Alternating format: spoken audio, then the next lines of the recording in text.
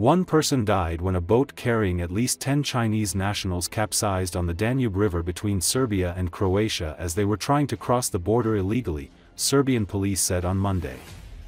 According to Associated Press, the accident happened on Sunday evening in the area near the Serbian town of Backa Palanka, about 90 kilometers northwest of Belgrade. Rescuers from Serbia have found the body of one person and safely pulled out 4 more people, all Chinese nationals, police said. They said teams in neighboring Croatia have found 3 men and 2 women, also from China.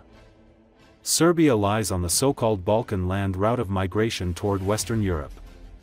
Migrants wishing to reach wealthy EU countries regularly attempt to cross from Serbia to EU neighbors Croatia, Hungary, or Romania before moving on.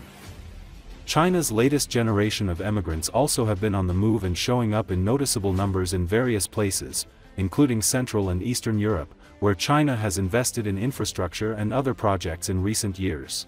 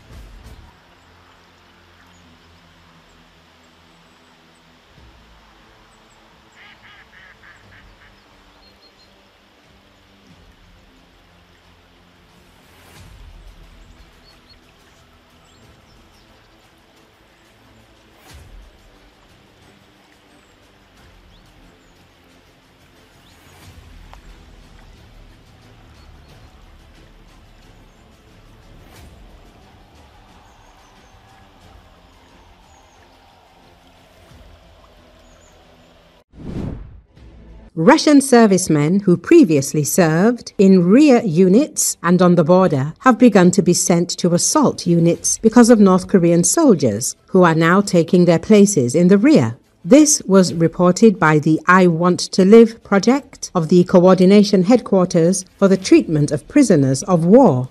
According to the resource, the wife of Sapper Daniel Ilyasov from the 89th Sapper Regiment, Military Unit 75406, recorded a video message. She said that her husband and his comrades were replaced by North Koreans, while the Russians themselves were sent to assault units on the front lines, where they likely died. The woman noted that her husband was forcibly assigned to serve as a grenade launcher operator in the 163rd Tank Regiment of Military Unit 84839. During one of the assaults, he was seriously wounded, losing fingers. When the soldiers attempted to retreat for medical attention, the commander threatened to zero them and force them to continue the assault. According to her, Daniel Ilyasov did not return after this battle and is now considered missing in action. His wife appealed to the Russian military leadership to intervene, but received no response. The I Want to Live project reports that Ilyasov's case is not isolated. The editorial office has received complaints from other relatives of soldiers who were unexpectedly transferred from the rear to the front. These relatives note that North Korean soldiers are effectively taking their places in their units, while the Russians themselves are being sent to the most dangerous parts of the front to be killed. Media previously reported that North Korea continues to supply weapons to Russia. Furthermore, Pyongyang is preparing to send additional troops to Russia to participate in the war against Ukraine. The deployment of North Korean troops may have already occurred before the end of the summer, as Moscow was planning to intensify its offensive. South Korea's National Intelligence Service recently announced its findings regarding North Korea's involvement in Russia's aggression against Ukraine. He attended a closed briefing by the NIS. Seoul is convinced that Pyongyang is now preparing to deploy additional troops to Russia that will participate in the war against Ukraine. Additional deployments could occur as early as July or August. Lee stressed. He clarified that during the briefing, NIS representatives explained that they drew their conclusions based on processes observed in the North Korean army, as well as the recent visit to Pyongyang of a high-ranking representative of Russian dictator Vladimir Putin. These intentions may also indicate Moscow's plans to intensify its attacks and launch a large-scale offensive before the end of the summer.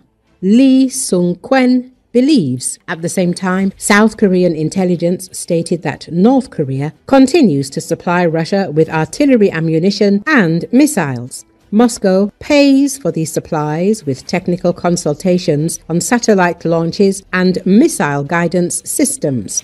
Reuters recalls that after information about the first deployment of North Korean troops on Russian territory and their participation in fighting in the Kursk region appeared in the public domain, Pyongyang and Moscow acknowledged this fact after months of denial.